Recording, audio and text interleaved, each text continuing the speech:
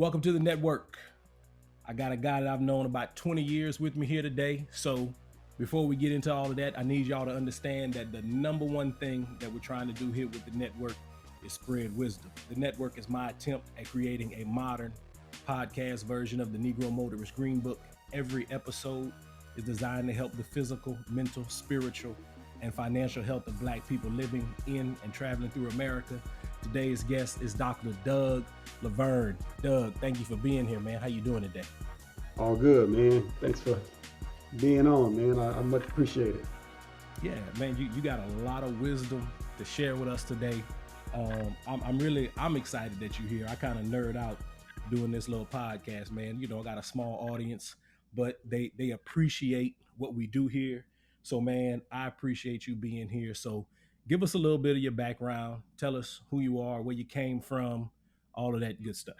All right. Well, like I say, Doug Lavergne, I'm originally got an interesting background, like you said. I mean, born in Galveston, Texas. So actually, I'm native Texas, but as we just discussed, my family's from the small town in Louisiana, Bazille.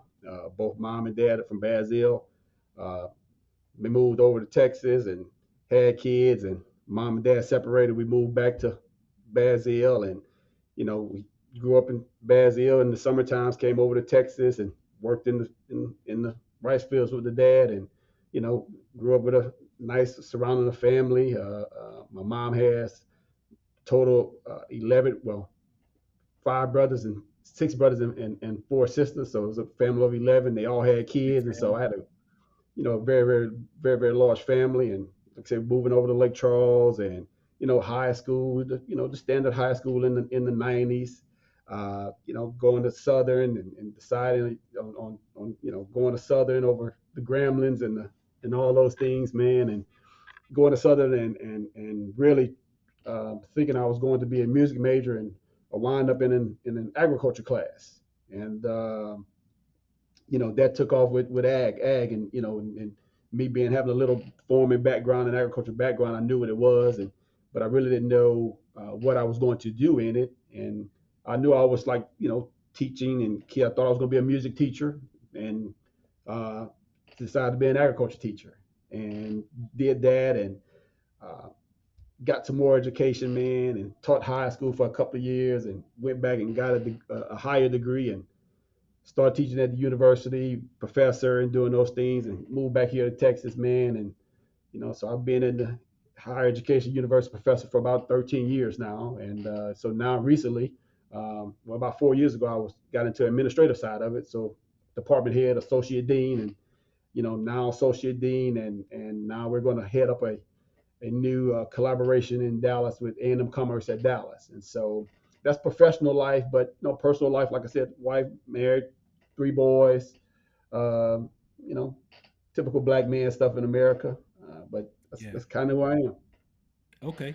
Okay. Man, this brother is in higher education, but I need y'all to understand that this is a true country boy.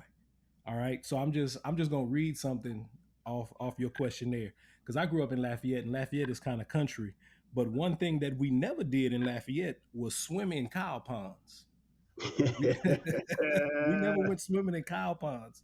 So man, what? Okay, so you got to educate me, right? Because Lafayette is it's kind of urbanized a little bit, So we had pastures and stuff to play in, but I didn't grow up around any cow ponds.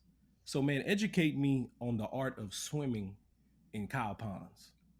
Okay, so first of all, let's take out the swimming, because when you think of swimming, you think actual swimming, or going Yeah, to a swimming pool and just having fun and jumping off the diving board and maybe swimming to one end of the pool, or swimming, going. No, it wasn't. We're gonna use swimming very loosely okay, here. okay, uh, but obviously in Bazille, which is a very small town, we don't have a city pool.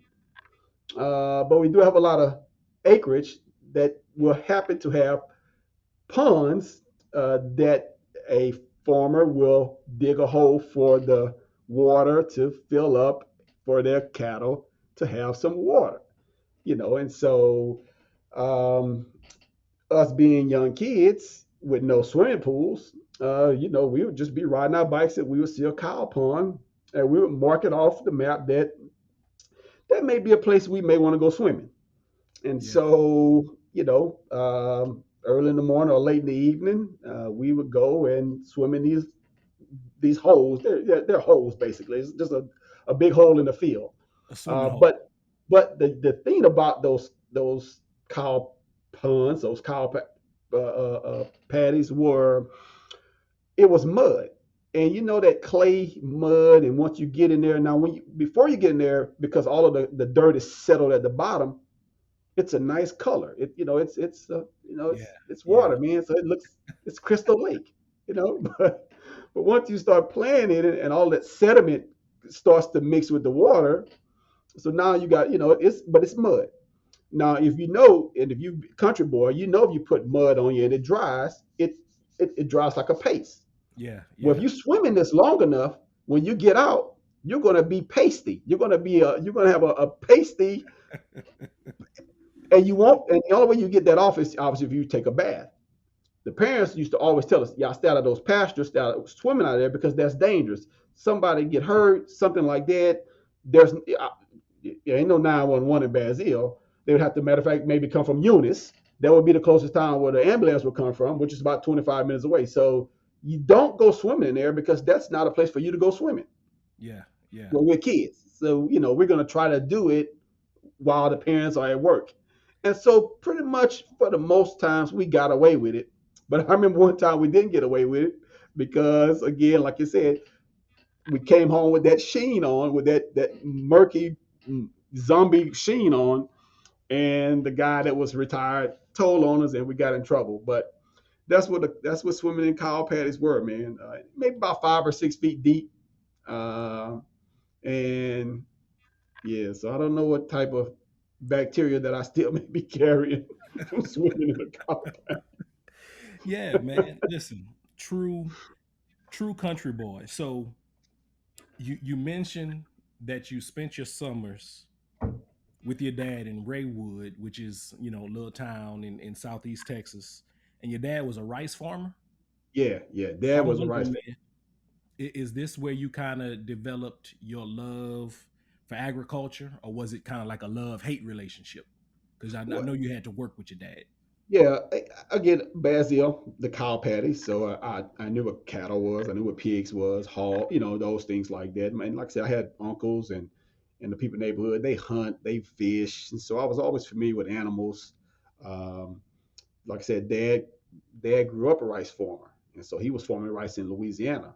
And so actually, when he moved to Texas, that's one of the reasons why he moved to Texas was because there was this company that they had all these fields out in Anahuac and all those places out on I-10 that they were looking for people to to sharecrop basically. So he moved to Texas basically as a sharecropper, Okay.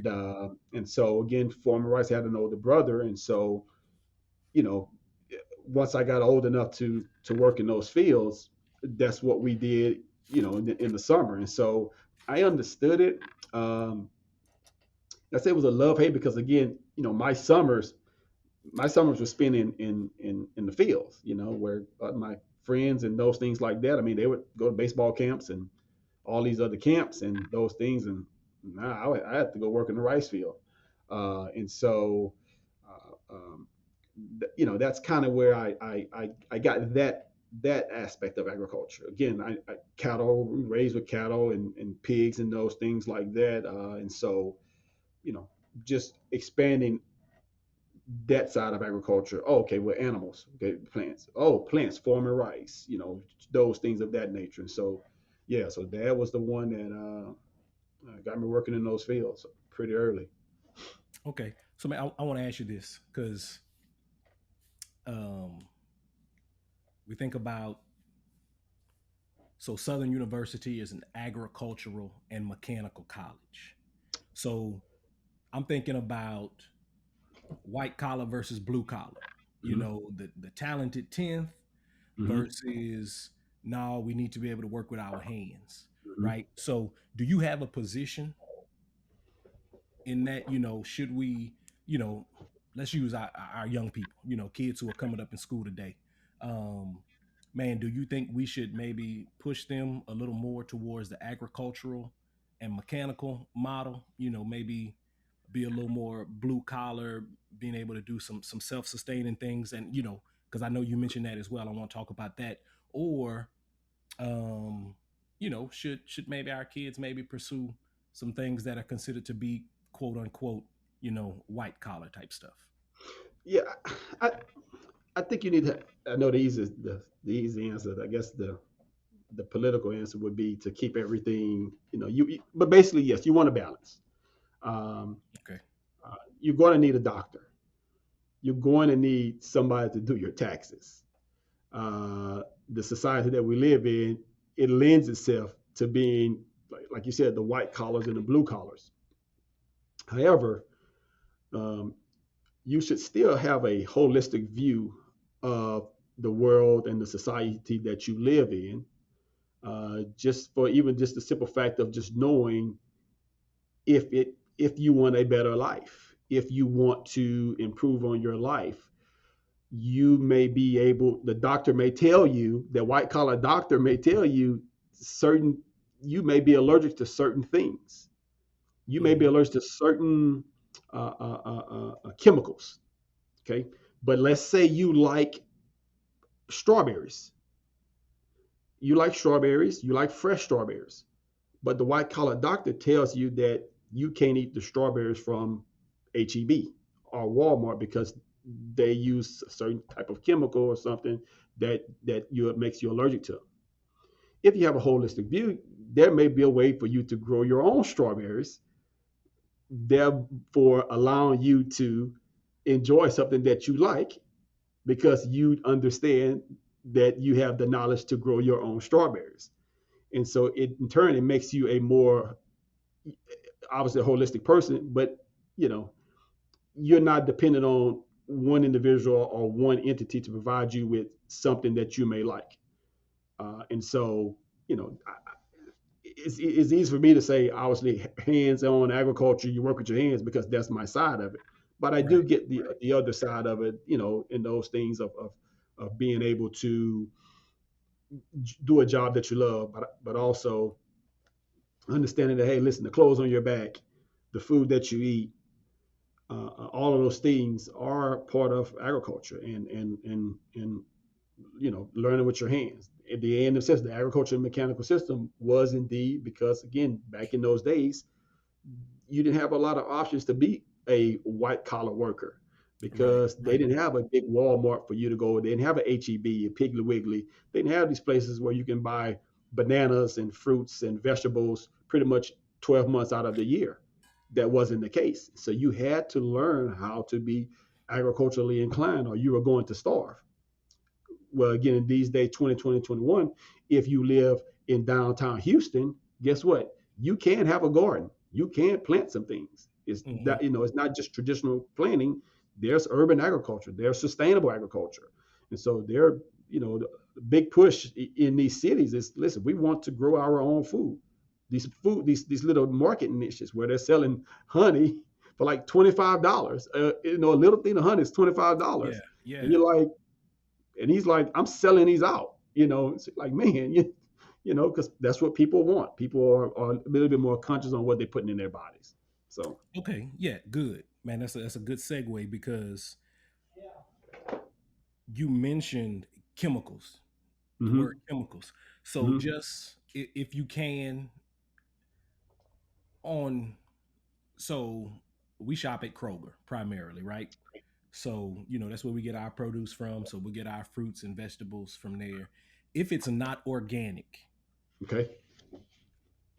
does it have some type of chemical on it or in it? Um, so, okay, yes and no. Okay, Okay. and this answers it. Okay, so let's take the word that you just used, organic.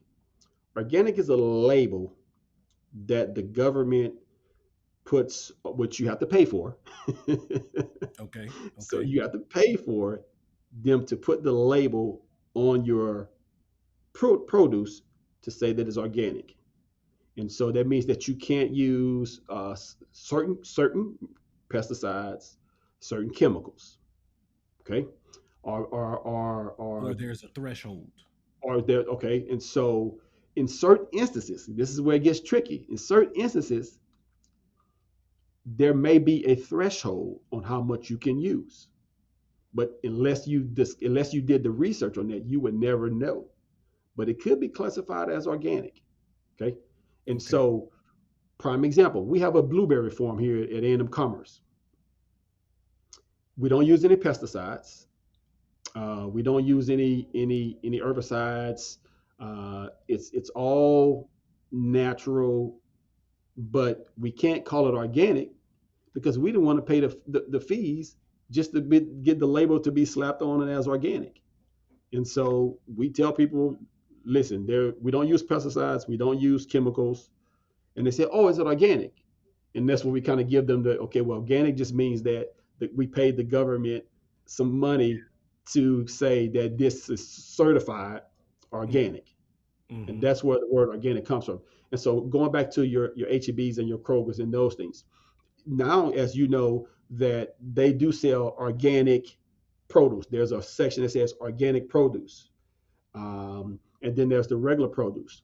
Now, even the regular produce, they're the company that put that produce out, there isn't anything in there that that that could be potentially harmful because they are not covered.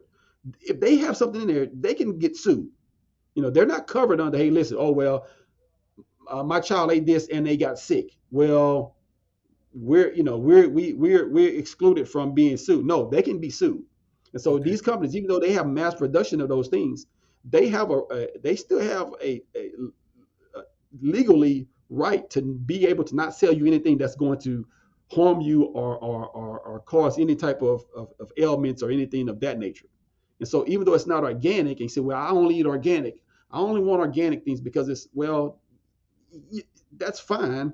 But unless you specifically have went to the doctor and the doctor have told you, hey, listen, you can't eat this type of a vegetable or this type of fruit because it can potentially have some chemicals on it or something of that nature, then you can just buy the regular.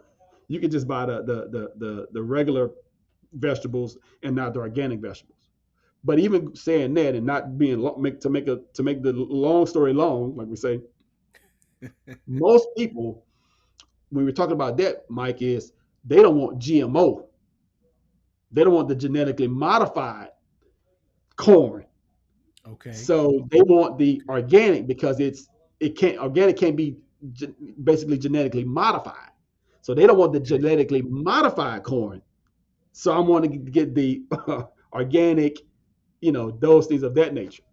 So that's how Okay. they kind of, plays when you're shopping at a local at a Walmart or a Kroger's or something like that. Okay. So I'm gonna ask a follow up question, and then I want to ask you a question about GMO. Okay, Okay. okay, So my follow up question is, so the fee that I pay for an organic produce, okay. the markup is the markup in price a product of the fee that a company, a commercial farm has to pay in order to say it's organic. So is that price Is it difference? worth it? Yeah, because they're going to it's going to be you're going to pay for the difference that they are being charged from the. You know how they say they pass down the Hmm. price. If Yeah. somebody does something, they just pass down the price to the consumer. So Yeah. that's what's happening. They're just passing down the price to the consumer because, again, let's take the farming. If you grow organic tomatoes, you have to grow a lot of organic tomatoes because guess what? You can't use pesticides. You can't use herbicides. So guess what's going to happen to most of your tomatoes? The insects are going to eat them. They're going to eat. They're going to eat. If you want 10 tomatoes organically, you better plant 40. Really? Yes.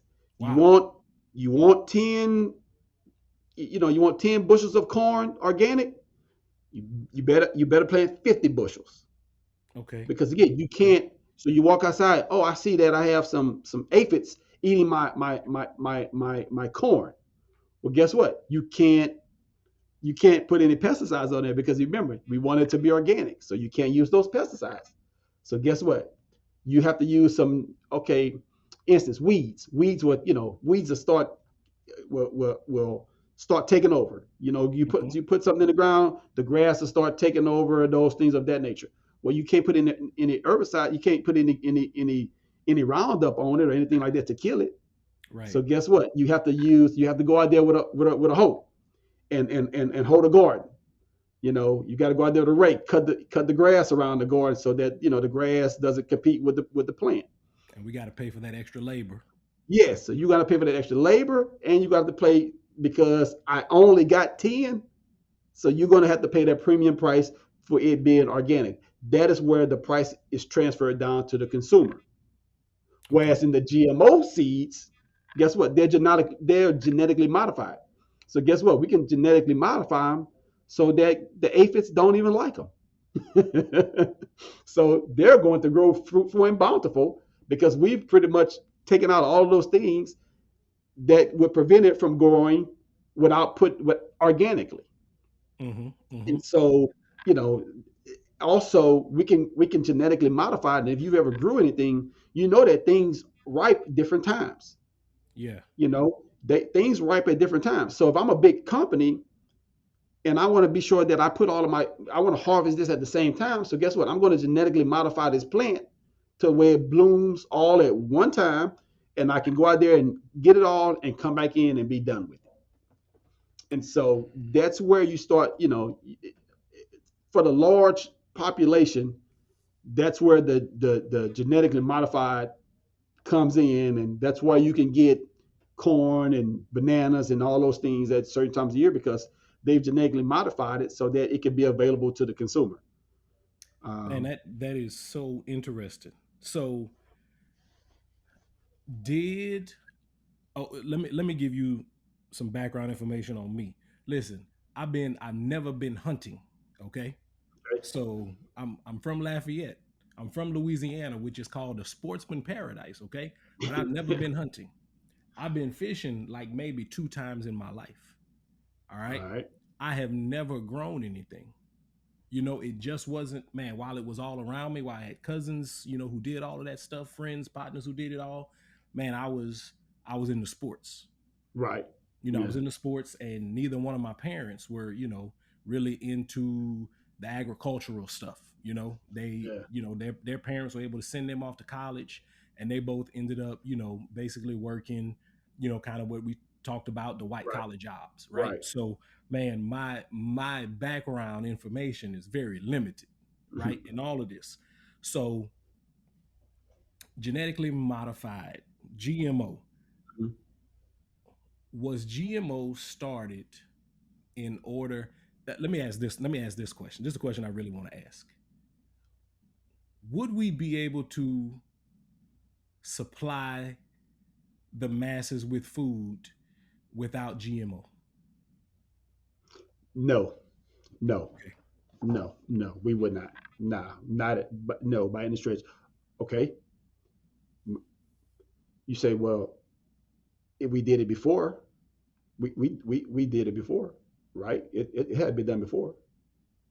But let's circle back to what I said earlier, and what you said earlier. A&M College, Southern University A&M College, Mm-hmm. agriculture. Almost now, what's the new trend? I just talked about the new trend, growing your own food. Right. So it's all a Right. circle. So what people are doing is saying, listen, if I don't want to eat GMO food, yeah, I might have to grow my own. And so if you don't want the GMO food, then guess what's going to happen to those that don't grow their own or can't or don't have the ability to grow their own? They're probably going to go because guess what? They ain't buying those $7 a pound strawberries, those organic strawberries. They're not buying those. Right. Do they have Right. the land? Did he talk about land and those things of that nature? Um, And so we just unfortunately would not be able to supply the demand for food if it wouldn't be for GMOs. And so that's, and as an agriculture person, as a person working in agriculture, you know, I, I, I see both sides of it. If you say, man, that's, I'm staying away from GMOs. That's just bad. Now, granted that, yes, for example, some of the GMO foods are not as nutritious as those that are organic or those that are heirloom, coming from straight from a seed. Mm-hmm. Mm-hmm. Yeah, that's true. That's been researched. That's been scientifically true. But again, if Dow and all these M&M Mars and all these agriculture companies, they got to Walmart has charged them to, hey, listen, I need Del Monte corn on my shelves. Yeah. How are you going to supply this food demand that the country needs? Well, we can't say, well, everybody, well, in that case, well, everybody needs to be their own farmer. Well, we know that for the case that in today's society, that couldn't happen. You Right. know, Right. that couldn't happen.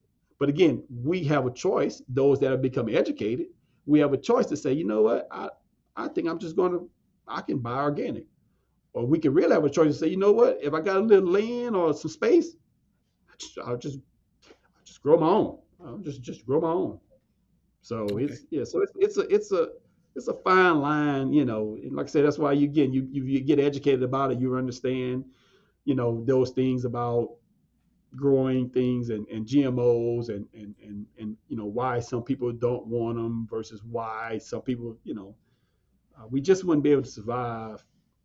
Everybody would be farmers if we say no to GMO, those things of that nature. That's why countries come in and try to steal. They go to Iowa and try to Mm-hmm. they how many people, how many times a year that Iowa, that there's a report that they found some like Chinese nationalists in a cornfield stealing corn, stealing corn Really? kernels. Yeah, it's Really? like, yeah, like because So they're trying to get that GMO seed, and even the GMO seed. Let me tell you something. If anybody listening, that somebody says, hey, guess what? I got some GMO seeds. You need to run from that person because the authorities are probably looking for them right now because those things are highly guarded. They're not giving GMO seeds away because those, like I said, that's their bread and butter. So if somebody tell you they got some GMO seeds, you might need to stay away from them because somebody's looking for them. listen, that's good information. I watched a series. It came on FX a few years ago called The Americans, and basically the main characters were Russian spies living in America. And I'll never Mm-hmm. forget, man, one of the episodes they broke into this place where all of these seeds were, Mm-hmm. and they were trying to steal these seeds so they can get them back to Russia, so Mm-hmm. they can do the research on them and try to be able to grow sustainable Mm-hmm. crops. Man, Doug, Mm-hmm. man, That's you real life, man. man, that is so interesting. All right, so listen, if you're at home watching on YouTube, I need you to go ahead and hit that like button. Go ahead and subscribe. If you're listening to the audio podcast, give us a 5-star rating. All right, you are listening to Dr. Douglas Lavergne. This brother has a PhD in agricultural education. All right, Doug. So I asked you about your why, the things you're passionate about, and you said self empowerment and self sustainability, being able to live a life that allows you to not depend solely on one entity, whether that's for food or finances. So we're gonna come right back to food and agriculture and stuff like that. Um, but first thing I want to ask you, man, is talk about how do we develop alternate sources of income, so that we don't have to solely Mhm. depend on one entity. Mhm. Finding something, it gets so cliche, but it's so true. Finding something that you're passionate about. Finding something. I'll break it down. Finding something you're passionate about and make money off of it. That's in a nutshell, that's the cliff notes. Find something you like doing or that you can do. I won't say really well. Something that you can do that you can get money off of it and get paid services for it. And guess what? You will become better at it. This podcast is not your first, or this episode's probably not your first episode. It's probably better than the first time you've done it. And so the more you do things, the more you go back and critique, the better you get at it. That guy who does the floors, or that guy who does, you know, any type of work with his hands, or that guy who does any type of work with his hands, they've done so. You say, wow, man, they've done such a good job at X, Y, Z. They've done such a good job at this. Well, guess what? There probably was a time where they didn't do such a good job, but they've grown, they've discovered, and they have continuously learned. And so, finding something that you're passionate about and doing it for, again, maybe financial gain, if there's an avenue for that. Also, just about, just like I say, just being getting educated. Yeah, Just again, not a big quote guy, but one of the things I always remember is doubt kills more dreams than failure. And I never understood that. that's You good. would doubt yourself out of your dreams before you even fail. You won't even get the chance to fail because you didn't doubt it yourself. You doubted yourself clearly out of the chance to do something. And so you can't say, man, I tried this and I failed. Guess what? Most people don't even get to that point. They don't get to the point and say, I tried, because they've doubted themselves out of even doing it. And so, just like I say, like I said, we live in a capitalistic society. America is a capitalistic society, meaning that everything is based upon capitalism. Whether you like that or not, it is capitalism. The dollar is what makes our lives in America. That's And the correct. more opportunities that you have to increase that, the better your livelihood can become. And that's just the fact of life. That's just America that we live in. And so, having multiple streams of income, or doing things that you love and also being able to make money off of it, it allows you, it affords you the opportunity to also, you may get enjoyment out of it. You make money off of it, but I enjoy doing those things. I enjoy, my wife always talks about, all of these little side things that I've done. And I tell her that's because I enjoy doing them. I wanted to find something that I enjoy doing. I mean, obviously, I enjoy my job, but just finding something else to do. And if you're really talented, you can make money off of it. And now I haven't ran across anybody yet that said, you know what, you know what, money. I don't need money. You know, to to live in America, because that's not Yeah, the world we live in, unfortunately. yeah. Okay. So then the second thing you talk about is self sustainability, and you ask the question: if Walmart runs out of food, can you grow or catch your own? So let me answer for me first. No, but I could figure it out. Okay. So now here's my question, and this is kind of tongue in cheek, but not really, right? So what are the chances of Walmart running out of food? And I'm framing that in the reference of commercial farming. Mhm. Is it realistic to expect um that I actually would have to find or farm or hunt my own food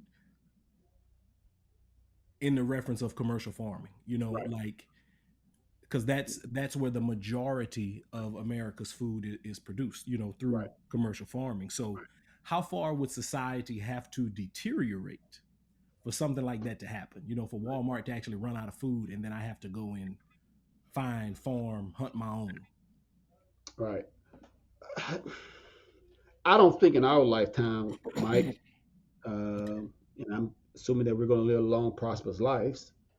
I don't know if in our lifetimes there will ever be a time in our lifetimes where we a Walmart will run out of food. Um, but kind of circling back to, what we talked about a little bit earlier. Um, Enjoyment, life, self fulfillment, being able to, like I said, being self sustainable is also not necessarily also about if Walmart's going to be able to run out of food, but the ability and the satisfaction that you would get to know that if Walmart ran out of food, I'm fine. Yeah. Almost like when the winter storm came, if you had gas, if you had those things, then you were fine. You were okay. You were Hmm. there was a peace of mind knowing that if I need it, I got it. I don't, I won't have to. And again, that's not living in fear. That's not saying, or being a hoarder, or being a conspiracy theory and say, oh, I need to have 8 years of supplies because when it hits the fan, I'll have everything. I'll have all this together, and that's fine. I mean, you can if you want to if that's the stance that you want to take. Hey, listen, if you have room for 8 years of food, Yeah. Yeah. man, more power to you. Um, but it's more, like I said, it's more so, when I talk about self sustainability, it's not necessarily thinking with the mindset of what if Walmart runs out of food. It's more so on the mindset of if it does, I know how to grow my own. I know how to catch my own. Hmm. Or Hmm. like you said, even though you said, Mike, I don't. You said, well, I've never done it. I don't know. You might not actually know. You might not actually never done it, but I'm pretty safe to say that you have the mental capacity to figure it out. Yeah. Yeah. I can figure it Uh, out. and so,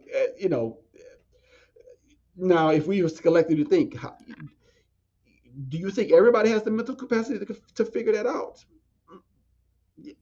Man, without just it turning into, what would those people do? right. That kind of transfers into those conspiracy theories thing that, oh man, if this happens, then everybody's going to start the world's going to start robbing and killing and those things of that nature. So it gets kind of weird. Uh, so that's where I come from with the self sustainability and those things, and figuring out, and like I said, just being able to figure out if that happened. Okay. Now I tell you what, man. Not everybody has that mental capacity. And I'm just gonna say, just think about, man, when you couldn't find toilet paper 18 months ago. Yeah, well, I was going to mention that to you. Yeah, I was going to mention that. They would have told me that Texas was going to be out of power, and that we were going to be run out of toilet paper and Lysol and those things. I would have said, probably not. But again, it happened. Yeah, man. So yeah, well, yeah, Yeah. Okay, so you're a champion for agriculture. We definitely need to understand how important agriculture is to our daily lives. Um, what is agricultural literacy? What is that? And how much do I need to have? that's just basically saying the importance of agriculture in your life. You Okay. understand the importance of food, fiber, plants, animals. You understand the need for farmers, ranchers, the corn farmers. You understand the need and how that impacts our daily lives, and understanding why they may need, just say, you'll see farmers talking about water and water rights and understanding in our neighborhoods, Mike, that if you look sometimes in the drainage, they'll say don't put anything down here because these water go back in the pond. Mm-hmm. Where Mm-hmm. agricultural literacy, you would understand that, what, I may not need to pour this gas down this pipe because this might go into a pond and pollute something and those things. So that's what agricultural literacy means. Just like I said, understanding how agriculture really impacts your daily life, and that you're not, like I said, even though you say I don't farm, I don't hunt fish, but you're not removed. so much more. You're not so far removed as you may think in regards to how your life impacts agriculture, even from a voting, and those things of that nature. Mm-hmm. Your life Mm-hmm. impacts agriculture. So that's basically what agriculture literacy means. Just getting understanding uh, uh, uh, uh, the agriculture sector, and that we're all a part of agriculture. Just because we're not farming and we're not growing our own foods, we're very much still a part of it, and it still impacts our daily lives. Texas, the biggest, a lot of people don't know, the biggest cash crop in Texas is cotton. Cotton is the biggest, is Texas' biggest plant, cotton. And so, And you know, that's got to be East Texas, right? West Texas, West Texas, West Texas, yeah, man. Really, because West all Texas, I could think about, man, was because I thought about West Texas, yeah, but West all Texas. I thought about was oil field stuff. Man, West Texas is even South Texas. If you go down to Corpus Christi, if you take, Mm-hmm. you take the coast down. Oh man, that's if you get, like I said, once you get outside of those Victorias and those, uh, uh, uh, obviously, like I say, you're going way past Sugarland, Lake Yeah, yeah. Jackson's, and all those things. But down in there, man, that ain't nothing but, but cotton fields, miles and miles of cotton fields and windmills. Now they got the windmills in them, but yeah, even Uh in huh. West Texas, you go once you start going to West Texas, which pretty much 98% of people we know ain't never been past Austin. Um, it's, man, it's just cotton fields of cotton fields of cotton fields. So Wow. But yeah, see, I had no idea, man. So we are affected by agriculture much more than we know. So listen, y'all, man, get you some agricultural literacy. If you see the sign on your drain at the end of the street and it say don't pour the stuff down there, man, don't be the dude who pouring stuff down the drain. Just don't do it, man. Just don't do it. Okay, so let me ask you this. What are three agricultural literacy things that every person should know? Can you give us three? okay. Okay, so we talked about one. We talked about the organic GMOs. Okay. Okay. Organic and those organic, again, that's just, it's just a label. Again, you have to pay for that label. If you see somebody selling something on the side of the road, it's probably organic because they grew it themselves, and they probably didn't have the lot of the money to buy those expensive chemicals Mm-hmm.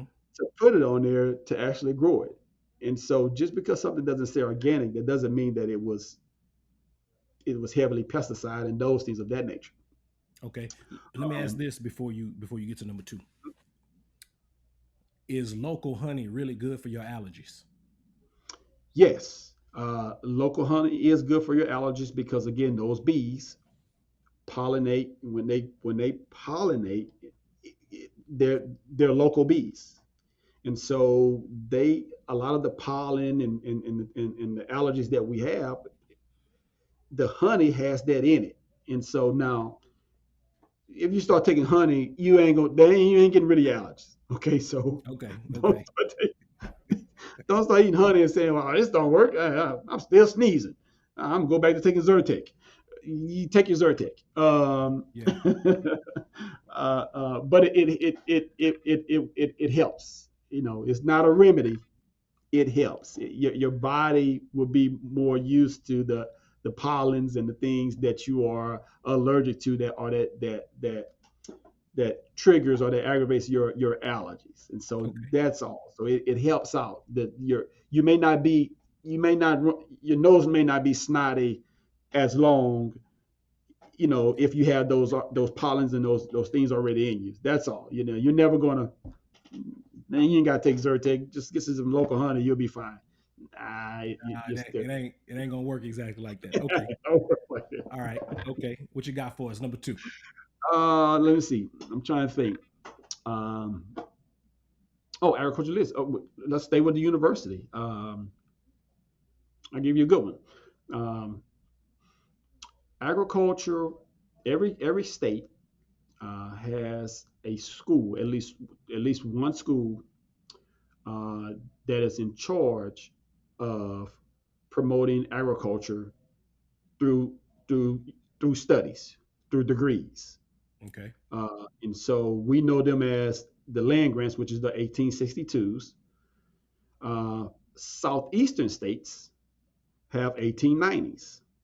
And so the 1862s, the Land Grant Act, the United States said every state will have a school that will teach the common man how to form and to live a farming life.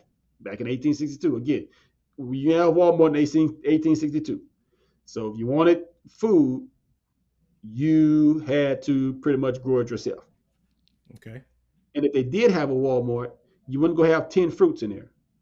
You could have the local fruits and the local vegetables, and that was it. So you wouldn't go have the ginger from all these other places and the bananas from all and the star fruit from over here and all those things like that. You were going to have the Mm-hmm. local fruits in the local season, and that was it.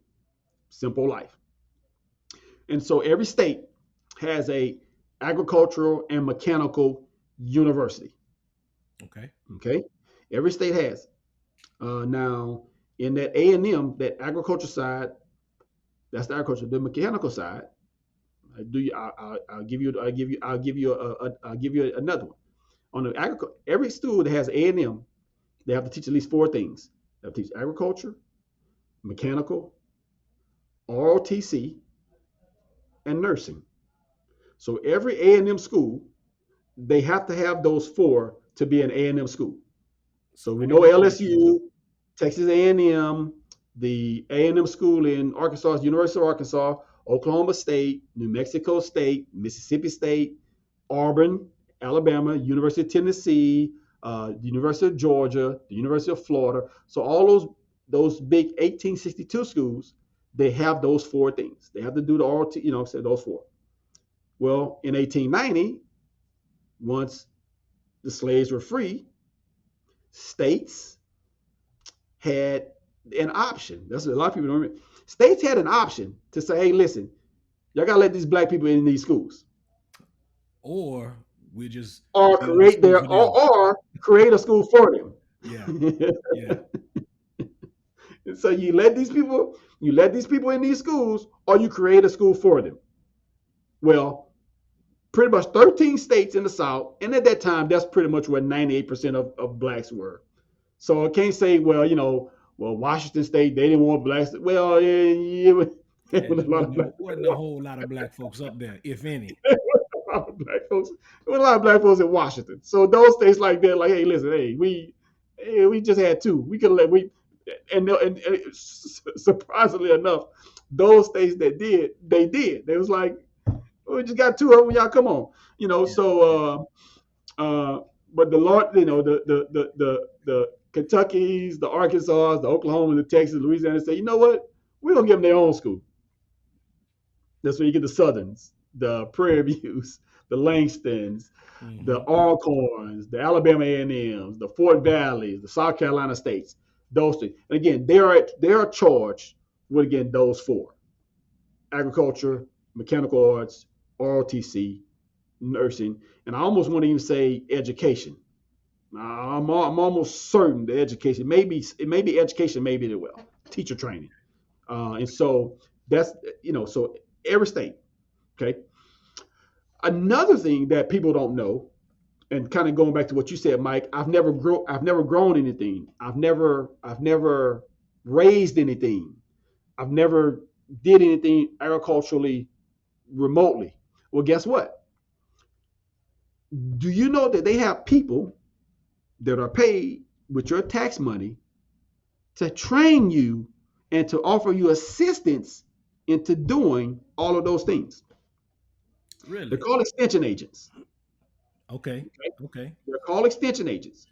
In every county, anywhere you go, any state you live, has an extension agent that can teach you how to grow things, how to raise things, how to care for things, how to can things, how to do these things, how to eat proper, how to live proper, how to take care of yourself. They're called extension agents, and they're in every county. Your tax dollars pay for those guys. They pay their salaries, guys and gals. And so every county, anywhere you go, has it. Those extension agents are extensions from those universities that we just talked about. Okay. And Okay. so how that works is the research scientists at Prairie View will research how to care for goats. That research that he conducted, he then gives it to the extension agent in Harris County. He takes the training, and then that extension agent goes to the local goat producer in Houston and tells them, hey, listen, you may need a, this helps your goats. This does it. We may want to use these practices. Okay. If you go and say, you know what, I want to start growing tomatoes. I live in Houston. I want to start growing tomatoes in my backyard. Well, guess what? There's probably already a guide that tells you how to grow tomatoes in your backyard in Harris County, Texas. If you want to even go further, you can actually call the guy because his name and information's on that pamphlet that can tell you, hey, listen, this is how you do it. And guess what? They may have a workshop that will show you this is how you do it. And you take it further, he or she may be able to go to your house and look and say, yeah, you're doing that wrong. And these are all free services. Oh Again, your man, tax dollars pay for these extension agents to do those things. And that's so, good. That's you good. don't have to learn from, YouTube. Heck, a lot of them are on YouTube now. They use YouTube as a media to get that information out. And so, Okay. using your extension agents, a lot of this stuff is, you don't have to figure it out on your own. So that's kind of like say agricultural literacy, understanding agriculture and again how the access that you have to it, and that we're all not really far away from it. Okay. Man, that's important information. So Every county, every every county. county has an extension agent. So if I live in Louisiana, Hmm. I have one in my parish. Yeah, Lafayette Parish. Okay, so Lafayette Parish. Yeah, you're gonna have the LSU guy, the LSU guy, LSU guy or gal. Okay. Okay. Now, remember we talked about the 1862 schools and we talked about the 1890 schools. So Right. let me. Okay, so with the 1862, the PWIs, they are 100% for sure in every county. Okay. Okay. Now, when I say every county, now if you go to like those small rural counties, the person may be in charge of multiple counties. They probably have an area. Gotcha. Right. So it may be one guy. You talk about those tangible, those parishes up north, Winsboro, those things, those Grant parishes, and those things of that Hmm. nature. Those are very small. So it may not. And what they do is they base those extension agents upon how many people that lives in the county. So obviously, Harris County, Texas, going to have way more extension agents than Dimmitt County, which is West Texas. Okay. Okay. Okay. Okay. That's the 1860. That's the big schools. That's the Texas A&M. So Texas A&M University in College Station has an extension agent every county. It's Now good, the man. 1890s, the black schools, the HBCUs, those things, they're only going to have extension agents primarily in counties that have a large population of. Black people. Thank you. So Okay. those are only going to be in your Harris counties, your Dallas counties, those things of that nature. The San Antonio County, is the Bexar County. I think some, those counties, Yeah. the high populations of black and brown population. So those are going to be in those counties. So I would think Lafayette they may have a Southern University extension agent in Lafayette, but they may serve Opelousas, Lafayette, on down that way. Okay. Okay. So, Man, yeah. So, Doug, that is, man, that's great. This is the reason why I wanted to make sure that we had this conversation today, that it was recorded, that people can watch and listen to it, get some agricultural literacy. Doug, is there anything that keeps you up at night, man? um, like I said, my kids, my two boys. I got three kids. I got a 17-year-old, an 8 and a 9-year-old. My two youngest boys are on the autism spectrum, And so they are exceptional kids. Autism in itself is a neurological disorder. Um, it's almost like I try to explain it to people. If the normal functioning person, if we're connected like this, we have 10 fingers and we're connected, me and you are connected like this. Mm-hmm. We're typical. We're typical. What a person with autism is, they got all 10 of the fingers, but they may not all be connected. Mm-hmm. So they got the abilities, Yeah. but they're not connected like ours. Okay. And That's good. so that is different from a person that may have a mental capacity where they may not have that finger because Right. but a typical person with autism, they got all of them. They're just they're not connected together. That's a visual. That's like I try to explain that as a visual That's because good. That's there's good. technical terms of those things of that nature. But I try to explain it as a visual that these a person with autism spectrum may, and again, and I say it's a spectrum because Mike, they may be that far, they may be that far Yeah. because their Yeah. spectrum doesn't really. My 9-year old, my 8-year old, you won't know he's on the spectrum Mm-hmm. because he's pretty atypical. He Okay. talks, answers, he's in regular school. Mm-hmm. You unless you study an individual with autism, you won't never know. So he's probably more like this. My middle kid, Dougie, he's 9 years old. Dougie is kind of nonverbal. Now he'll tell you he wants something, but he won't engage in conversation. Mm-hmm. Again, he looks normal. He acts normal. He's, if you tell him to go put his shoes on a tray, he'll put his shoes. You tell him to, do these things, he'll do those things. So, there's some. It's just that he won't engage in conversation or anything of that nature.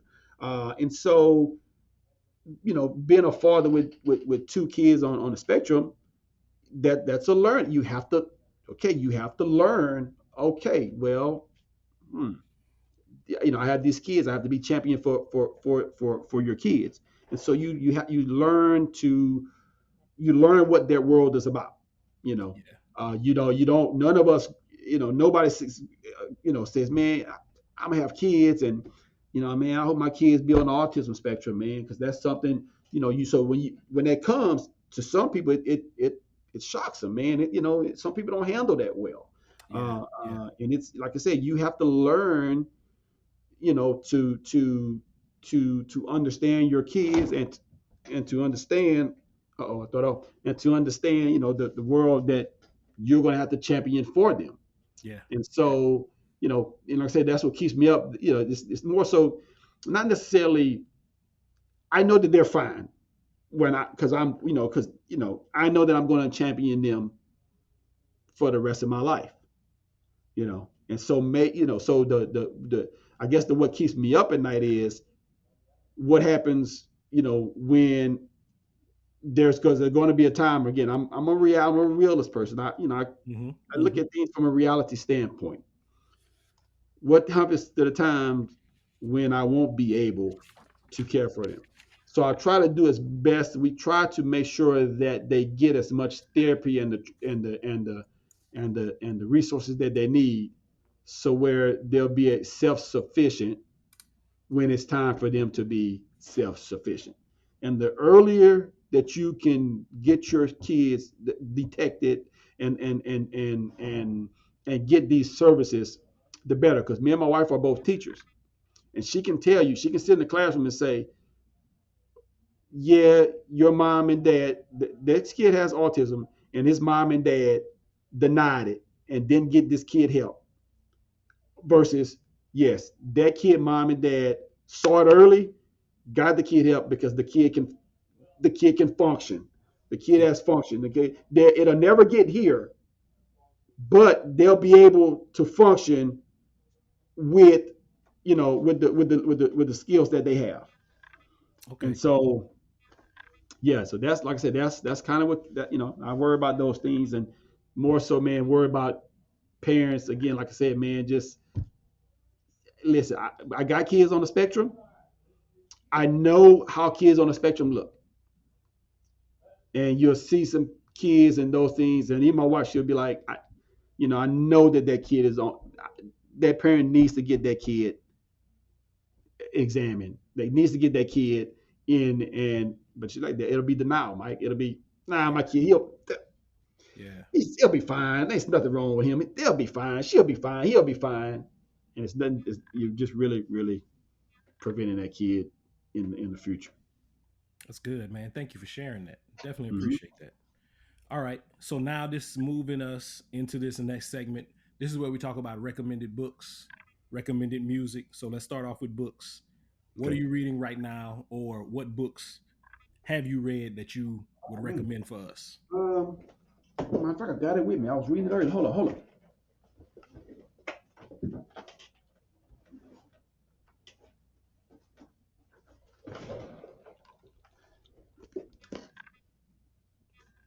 Book Okay. right here, man. This guy, General Honore. Actually, he's a Southern graduate, an agriculture Word.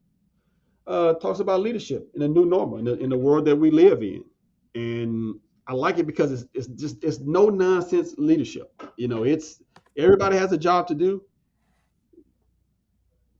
Make sure that they do it. These are the this is how you lead them. This is how his definition of leadership, making sure you getting people to willingly do basically what they're supposed to do. And again, in the new normal where we got internet, and how how internet and media really helps if you use it for the good and Right. the access to it. And so it's a like I said, it's a really, really good book. He says it's a short course because again, it's a short course. It's not a long read. Like I said, it's very, very straightforward. Um, he talks about even some of the programs at Suno for black men, and so very, very good book. And it's like I said, if you want a good book in leadership that's not very, very long to read, I think he's from Lafayette, some from the Lafayette area. Um, it's a very, very good book to read on leadership. Very, very straightforward, easy read. A whole bunch of nuggets in there, man. I highlighted so many things in there that he talks about.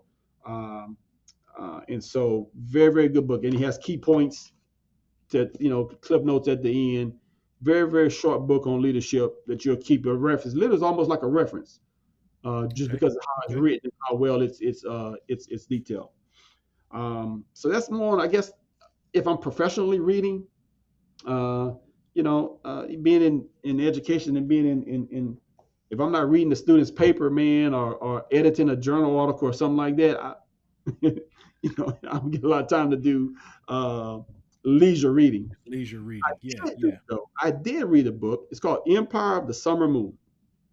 Okay. I'm a, if I wasn't a if I wasn't in agriculture,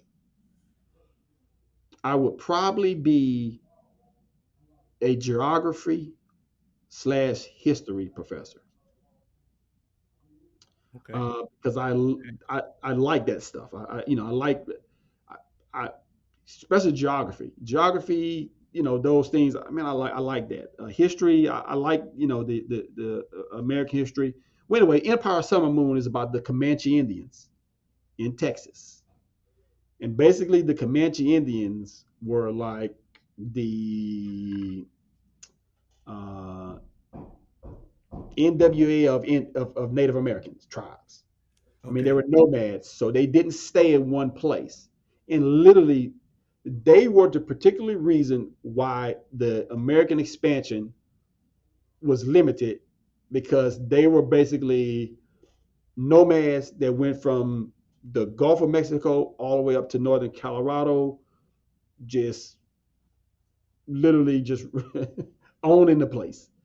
And Okay. all of the settlers would try to go west and expand. And so, but it talks about how they the book talks about it's a history book, but it's also a story book. I think that's why it's so good. It won a Pulitzer. It's a very, very good book if you're into that. If you're into that Mm-hmm. history stuff and about Native Americans and those things. Honestly, it's such a good book. Even if you're not into it, he's going to the author's going to keep you engaged, because it's some. I mean, it's based upon truth. It has documents. But anyway, the last great Comanche chief, Quanah, actually, his mother, they kidnapped her and brought her into the tribe, and and she had him, and he became the last chief of the Comanche, and so yeah, that was another good book. I read that one about a year or two ago, and yeah, it was. I'm telling you, yeah, Yeah, those Comanche Indians, man, were there's some stories in there, man. Those guys, yeah, that tribe was a yeah, they wouldn't have Thanksgiving dinner with them. I guarantee. Yeah, they were going to kill everybody. They wouldn't know yeah. Thanksgiving piecemeal. No, they're going to kill everybody. They weren't going to kill. They weren't going to kill the babies, but they wasn't taking Ah, yeah, them. yeah. So He it's like, described them as the you know, NWA yeah, of the Native Americans. yeah. I think I'm gonna order that book today because It's, I I'm need. telling you, I guarantee you will not anybody a book about Native Americans and the history of Native Americans. And again, there's a story about it. I guarantee you, you don't have to be a history. You don't have to be a history major. You don't have to be. You're gonna. I guarantee you, when you start reading it, you ain't putting it down. Gonna be You ain't hooked. putting it down. Okay. All right. What about music? I'm all, I'm all over the place with music. I've always been that way. Like I said, I can be listening to Donny Hathaway, the collection, Mm-hmm. and then I can turn it to some rap music. I can listen to again. Okay, so I'm from Galveston, Texas. Like I said, my dad lived 45 minutes from Houston. Lake Charles, like I said, already was already influenced by Houston. So I'm a Houston historian when it comes to anything out of Texas. Okay. Um, and so I've always stayed true to that. And so anytime something any that a Houston artist would put out, I was always on top of it. Like I said, yeah, I tell my kid, I'm 43. Yeah, I still listen to rap. Now I don't listen to a lot of the rap, but I still get my dosage of rap music, R&B, you want to call it whatever. But yeah, I still get my dosage of it. Can't listen to some of it with the kids, but on my drive Yeah, yeah. home, I would I still listen to my rap music. But Big Pokey just came out with an album. Some people Okay. are like, Big Pokey, who was that? But anybody who know Houston rap, I ain't got to explain that to them. There it Another is. guy, Houston, California, another guy, Larry June, an independent artist, put out his own music and those things of that nature. Listen to him. He just came out with a mixtape. Like I say, obviously, everybody knows Donny Hathaway, so I don't really got to explain that person. Right. But I'll Right. listen to a Donny Hathaway, a Curtis Mayfield. So, a lot of surprisingly, if you listen to those people, a lot of the rappers today they're just sampling their music. So you listen to Curtis Okay. Mayfield or Donny Hathaway, you'll say, "Did I just hear that song on the radio?" Well, you heard the sampling of it because somebody probably sampled it. And so, music. Yeah, I'm. Yeah, yeah, I can. I'm all over the place with music, man. So just you ask me this now. You can ask me the same question tomorrow, and it'd be some. Might have a different answer. It'd be a different answer. It'd be a different answer. Man, it's all good. So I know you're not a big podcast guy, not a big social media guy, but that's okay. I'm glad that I've had you here on this podcast. So if people listen, y'all need to hear this wisdom. Doug, man, you have given us so much good stuff, man. I'm definitely as soon as we're done recording, I'm gonna go back and listen to this again because I got to go back and take some more notes. But listen, this brings us to the lightning round. All right. Okay. So I got about 10 random questions, man. I'm gonna All just throw right. them out there. Hit me back with an answer as fast as you can. All right. All right. First question, man. This one's kind of corny. All right. But is it true that only you can prevent forest fires? No. Describe your teenage self in 3 words. Uh, Silly, funny, and shy. Okay. Just it's an interesting dynamic, but yeah. If you could have a superpower, what would it be and why? If I had a superpower, I would the the ability to read minds. Okay. And probably so people say with the ability to read minds, so you just walk around reading minds. No, that would prevent me from talking to certain people. Because I would if I knew what they were thinking, I would just keep walking. Just I keep wouldn't just engage. keep it moving. Keep it I just moving. keep it moving. Nope, don't want to talk to that person today. Nope, don't want to talk to that person today. Nope, don't. I just keep going. That's good. That's good. Do you own a tractor? I have no, not at the present moment, but Okay. no, I don't. But I know how to drive them too. Morning or night person? Morning. Strangest thing you've ever eaten? 24 hours ago, I ate grouper throat. What's Grouper that? throats. That's a grouper is a fish. Right. The throat So part. The okay. throat part. Not the throat itself. Not the throat itself. And that's a good that's a story. That's another story. But not the throat itself, but the meat around the throat. Because when you kill it, they chop the head off. So Yeah. that part is gone. But there's meat around the throat that you can cut out. And a man cut it out and brought it to the restaurant and he fried it. And right when I got to my table, the guy was bringing it out. And he said, "Hey, listen, do you want? I just caught this. He was a retired guy. He was out. I was out in Corpus Christi, so this was on the island. He's like, I caught it this today and those things, and I tried it and it was good. Okay. Grouper throat. You can do Grouper snapper throat. throat too, but yeah, that's grouper. Yeah, Okay. Okay. If you were famous, what would you be famous for? Not saying that you're not, but if you were more famous than you are right now. I'd probably be famous for telling jokes. Maybe I'd be a Yeah. comedian or something. Maybe. Yeah. Definitely. I second that one. All right. What's the worst haircut you ever had? Who cut it and how old were you?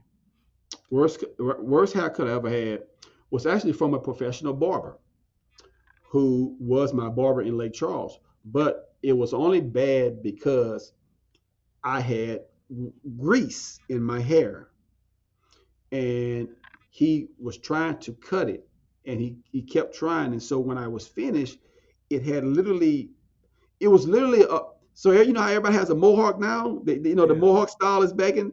I had that in '96, but he had messed it up because and then the guy that was the older guy that was running the shop asked him and he was like I'll try I was trying to do it and it couldn't and the older guy rubbed my head and he said go ahead. So he made me go in the bathroom, gave me a hot towel. I had to literally wipe my head and then the guy came back and did it right. But he was like, "Don't come in here with grease in your hair, man. Don't come to the barbershop with grease in your hair because it's not going. The clippers are Yeah. not going to catch it, And so he kept trying to catch it, and as he was trying to catch it, the blend just kept going up, and so it was finally blended, but it was blended like a mohawk.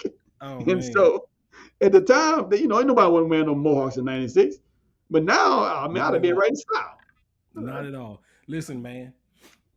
One of the coldest barbers, and he was from Lake Charles, man. Mike Selders. Mike I don't know if Selder. you know Mike Selders, man. Mike Selders. Listen, you had to make an appointment to get a haircut by Mike Selders because he was that cold. And this dude was so good. He was telling people, no, nah, I'm not cutting. I ain't cutting today. I Anyway, lived in a lot of places, man. I lived in a lot of states, and I tell you, I tell people, I tell matter of fact, the barber that I have now in Dallas, he's from Shreveport. I tell you, pound for pound, you ain't messing with a lot of Louisiana barbers. hey man, listen, listen. Tell I don't have no hair today, but if I did, I'm telling you, man, I'd be real picky. I'd be real picky. All right, here we go. What's the worst commercial that you've ever seen, and what made it so bad? it was a Super Bowl commercial. I don't remember. You may remember, but literally they just had like this little, the monkeys with the like the temp, like the little monkeys, you wind them up, Uh and huh. they had the clash of cymbals. and the commercial came on, and they just showed this monkey just clashing them cymbals like this, nothing else. It That was just was it. the monkey thing just clashing the cymbals. And Uh, then after they said, "We've just wasted $2 million, uh, but you don't have to waste it if you do your investment with us," or something like that. oh I wow, was like, wow. Doug, I was like, did you ever believe in Santa Claus? yes, even when even when I didn't get presents. All right. Woo. All right. Last question, man. All right. Name one item you cannot live without. One item I cannot live without. Cell phone would be so easy. So I'm not. I'm not going to say cell phone. That would cell phone would be too easy. That would be too easy. One item I say that I could not live without would be my my power drill. Okay. My power drill, man. Like I said, I work with my hands. So Okay. Okay.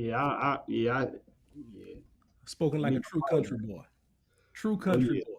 Oh yeah. All right, man. This brings us to the very last segment of this conversation. It's called You Didn't Ask. Okay. All right. This segment is where you get to give any unsolicited advice that you would like to give. Nobody asked, but you're gonna give it to them anyway. Hence, you didn't ask. So what do you have for us? My unsolicited advice would be uh, no answer is actually an answer. Um, uh, or um, even if you don't know, don't don't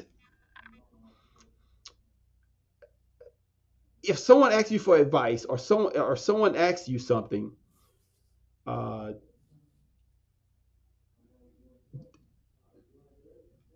don't tell them no. Uh, uh, Tell them either to ask somebody else or tell them yes, because no is definitive, it's terminal, Okay. Okay. and so no will it won't it'll end. And so a no answer is will end. No, so no, so I went and ask somebody else. Well, sometimes people will trust in you, or you will be there that deciding factor. You may be that deciding factor. I'm going to ask this person, and if they say no, That's it. that's it. Okay. So It could even be a if you dream don't, killer. right? Yeah, no will you will kill somebody's dream, and you may not even know it if you tell them no, which you say, well, why, what does it come in? I'll wrap it up for you. You never ask, you say you never ask how I got to Southern. I only went to Southern because the girls in my English 4 class, we used to take these trips to go to these like colleges because they were going to college. And Mm-hmm. so they would come back on Monday morning and talk about it in class in English 4. And so one day they just turned to us and said, where y'all going to school? And we were like, where y'all going? And they were like, we're going to Southern. And we were like, that's where we're going. We're going to Southern. Yeah. And so my mom would tell you, my mom didn't know that I was going to Southern and I was in a band. So I was at Southern 2 weeks early before anybody else. My mom didn't know I was going to Southern until like that Friday before she was supposed to bring me. Wow. And so she didn't say, and I kind of got that from my mom and their story because my mom didn't tell me I couldn't go to Southern. Because if my mom would have said no, if she would have said, boy, you ain't going to Southern. I ain't got no money for you to pay to go to Southern. I wouldn't have went. Yeah. I just I just wouldn't have went. And so my mom was like, okay, when you need to go. And she said, I didn't know how you were going to pay because my mom went to like a junior college, but my mom didn't even know about scholarships, paying for school, or anything of that nature. Hell, I Right. didn't even know about that. I just knew that the girls in my class were going, and my band director was from Southern, so he was telling me again he's young and green, so he doesn't know. So he's like, yeah, I can go. He didn't say, wait a minute, you took your ACT, you did it, you did your FAFSA, you did all these things. He was Yeah, like, yeah, I can go. So the girls was like, y'all going? I was like, yeah.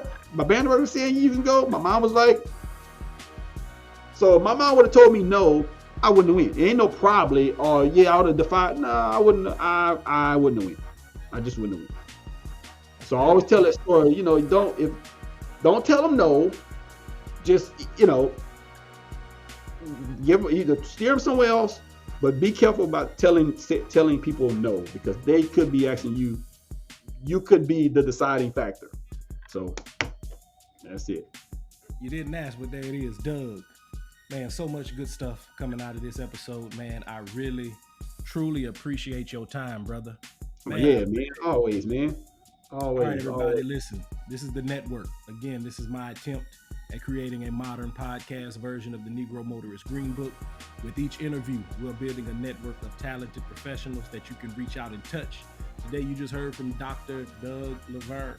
Every episode is designed to help the mental, physical, spiritual, and financial health of Black people living in and traveling through America. If you don't do anything else, man, get you some agricultural literacy. Listen, y'all, Oh, yeah. subscribe to the network. You might need it. Peace. Doug, thank you, man. All right, man. I appreciate it, man. I appreciate it.